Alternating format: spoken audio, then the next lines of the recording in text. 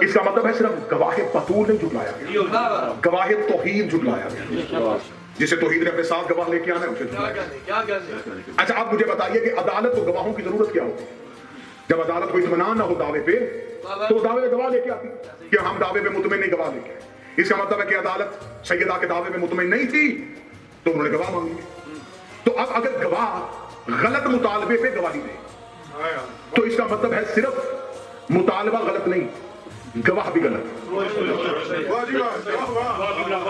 کتنے اندھے کنویں میں گر رہا ہے مسلمان، ایک شخص کو بچاتے بچاتے کتنی بڑی اسلام کی عمارت گرا رہا ہے۔ تم چند شخصیتوں کو بچاتے ہو اسلام کی عمارت گرا رہے۔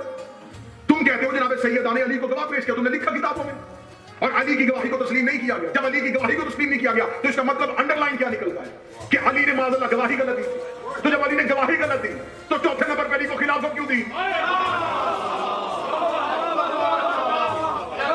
پھر صرف اور صرف فدق واپس نہیں کرنا پڑے گا، خلافت مشکوک ہو رہی ہے، اور تم نے کہا کہ خلافت راشدہ کا خاتمہ علی پہ ہوا تھا، تمہارا چوتھا خلیفہ راشد علی ہے، تو جب اس کی گواہی ہی حق پہ نہیں تھی پھر اس کا مطلب ہے کہ یہاں فدق حق تھا اور خلافت حق تھی۔ اگر فدق حق نہیں تھا تو پھر خلافت بھی حق نہیں تھی، تو پھر ہمیں تو کوئی خطرہ نہیں کیونکہ ہمارے پاس تو امامت ہے، پھر تمہاری خلافت مشکوک ہو رہی۔ اس کے بعد آگے چلے، بیوی نے جو اگلے دو گواہ پیش کیے وہ کون تھے؟ وہ بیوی کے شہزادے تھے۔ مورخ نے پھر لکھا کہ ماں نے بیٹوں کو گواہ پیش کیا۔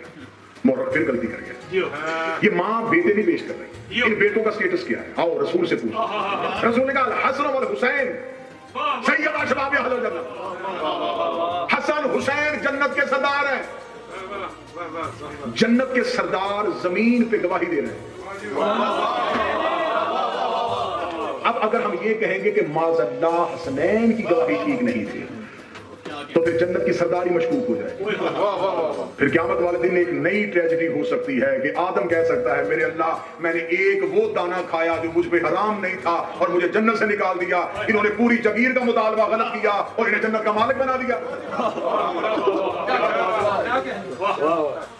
تو پھر آج مسلمان جتنی عبادت کر رہے ہیں یہ ساری عبادت کے پیچھے تو لالچ جنت کا ہی ہے نا۔ جب سرداری ہی مشکوک ہو گئی پھر جنت کہاں سے ہوگی؟